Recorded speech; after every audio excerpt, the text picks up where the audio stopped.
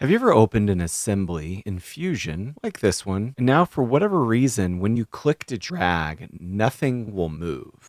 Well, in 2026, there are 5 reasons why this might be happening. Let's go through them. New in 2026, when you hit new file or new design, you're going to see the design types. You now have the ability to select a part only, an assembly, or a hybrid. When you're in part only, after you sketch and extrude something, you will not be able to move anything about this body. It's locked in space where you modeled it. If you were to right click over on the part, you're not allowed to create a component from this body. If you choose to add this to a new assembly, it will be added as a component. If you're familiar with Fusion and have worked with it for a few years now, you're probably familiar with the hybrid design concept. And what this means is you can effectively create parts or bodies as you go. So I'm in the hybrid design and I've started sketching. I extrude a simple block. This block is a body by default. Once you've extruded this body, you do have the option to create a component from this body. I would absolutely encourage you, if you know these are components, start with a new component first and then start modeling inside of this component. So if nothing moves, just make sure to check your design type. You cannot be in just a part. You can be in a hybrid or assembly, and then you'll have movement.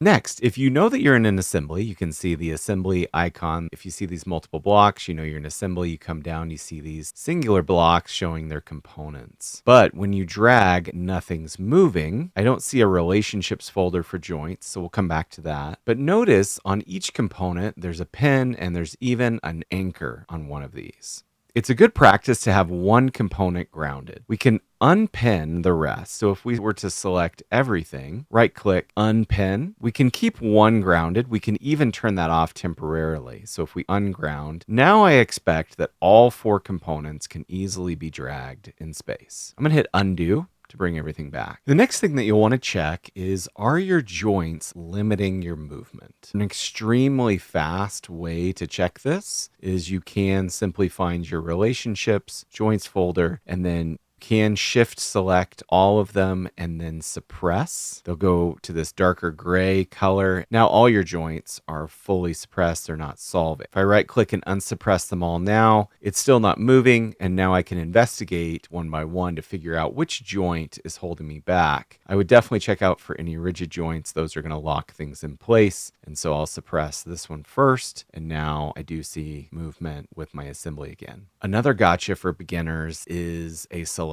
problem. I select and drag, nothing's happening. I confirm there are no joints, there are no grounds or pins. These are components. Everything should move, yet it won't. One workaround for this, if you hold Alt and then try to drag and it does move, that tells me that your selection tool has been turned off. Go up to select, find this component drag. It should be on, and this is a sneaky one. Sometimes it gets turned off. I'm not always sure why, but make sure this is checked so that you can drag your components. If you hold Alt, it's an override. It will drag it anyways. One advanced tool that might be restricting your movement, it's called contact sets. If you go up to assembly, there's this option for enabling all contact or setting up a new contact set. Over on the left, if you see contact sets here, that controls the mechanical interaction between your components. The reason that mine is not moving is if I were to do an interference detection between the entire assembly, it says there's already interference between these 2 components. That means the contact set is already being violated if it's between these 2 parts. When I look, it is these 2 components. They're already interfering, so it doesn't allow movement. If we simply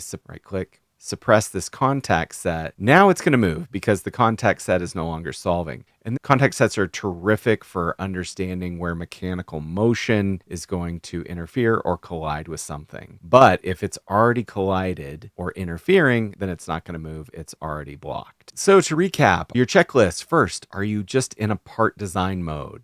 Are your parts components, and are you in an assembly? Are one or more of your components grounded or pinned? Is your component drag enabled? Do you have too many joints or restricting your motion? And finally, do you have any contact sets enabled that are blocking motion? I hope this helps. I've created a cheat sheet on this one along with all my other reference and free materials over on my website. The link is in the description. Go check that out. It's free. I'll see you guys in the next video.